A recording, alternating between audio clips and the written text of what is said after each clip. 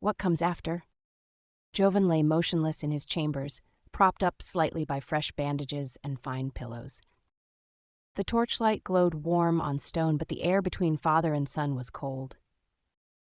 Vincentius stood in silence. He said nothing.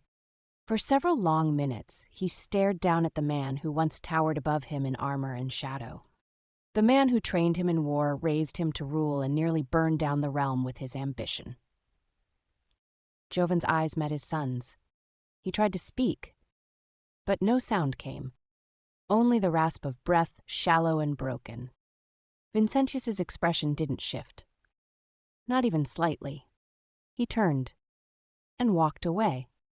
In the castle's high library, under the arches of gold-trimmed spines and candle-lit maps, Vincentius sat across from a stern old tutor. Scrolls were laid open before him, dashed treatises on military command, diplomatic precedent, and noble law. With every turn of the page, he absorbed more than knowledge. He absorbed responsibility.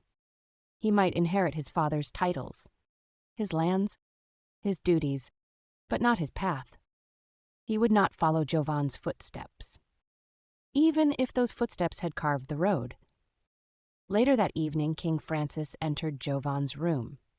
The guards stepped back. The torchlight bowed to the golden hem of the king's robes. Francis stood at the edge of the bed. He said nothing for a moment, his eyes tracing the ruin of a man who once led his armies. "You were my greatest general," he said finally. "You made war a science. You saved cities.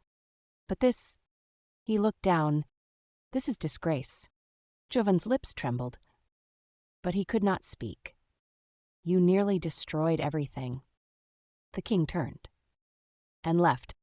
In the infirmary, where the wounded still lingered in quiet, Princess Kayla arrived with a basket of bright fruit and a smile as brilliant as sunlight. A royal guard stood respectfully behind her.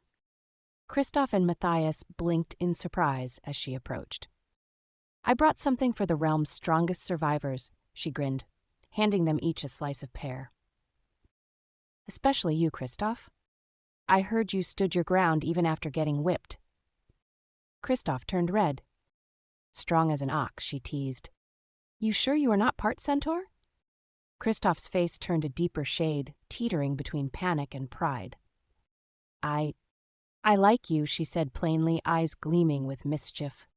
Kristoff almost fainted. Matthias sighed with a smirk. "Here we go again."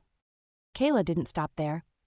She crossed the room gently, handing more fruit to Bar, who sat faithfully beside the unconscious Luma and her family. Her voice was soft now, tender. "I hope this helps. Please get well soon." Bar bowed slightly. "Thank you, Your Highness."